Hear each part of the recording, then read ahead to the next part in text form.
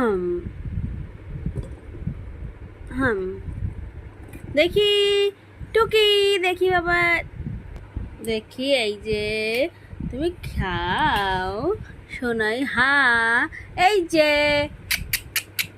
হা, হা, হাম, কম।